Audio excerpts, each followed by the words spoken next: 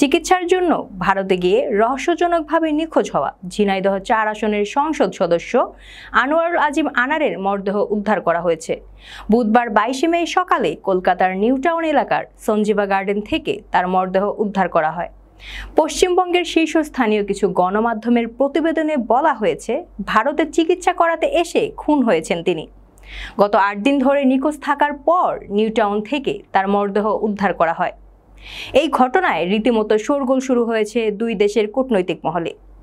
কে বা কারা তাকে খুন করেছে তার তদন্তে নেমেছে পুলিশ প্রশাসন। বিস্তারিত থাকছে প্রতিবেদনের বাকি অংশে। ভারতের পশ্চিমবঙ্গের সঞ্জীবা গার্ডেনের একটি ফ্ল্যাট থেকে নিখোঁজের ৮ দিন পর আজ বুধবার ঝিনাইদহের ৪ আসনের সংসদ সদস্য আনোয়ারুল আজিম আনারের খণ্ডবিখণ্ড মরদেহ উদ্ধার করা হয়েছে। পুলিশ জানিয়েছে, এমপির সম্পূর্ণ মরদেহ উদ্ধার করা সম্ভব হয়নি। দেহের মূল অংশ ট্রলিতে করে পাচার করা হয়েছে, তবে দেহাবশেষ উদ্ধার করা গেছে।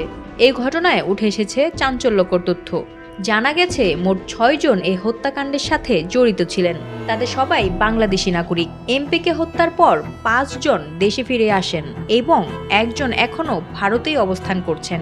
তবে বাংলাদেশে ফিরে আসা ৫ জনের মধ্যে একজন অন্য দেশে পাড়ি দিয়েছেন বলেও জানা গেছে।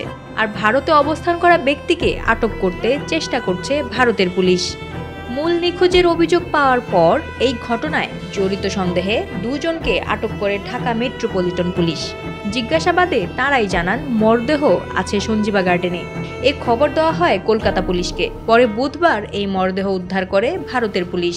জানা গেছে, যে ফ্ল্যাট থেকে আনোয়ারুল আজিম আনারের খণ্ডবিখণ্ড মরদেহ উদ্ধার করা হয়েছে তার মালিকও একজন বাংলাদেশি। তিনি ভারতে গিয়ে ভুয়া কাগজপত্র বানিয়ে ওই ফ্ল্যাট কিনেছিলেন। কলকাতার পুলিশ তাকেও খুঁজছে বলে জানানো হয়েছে।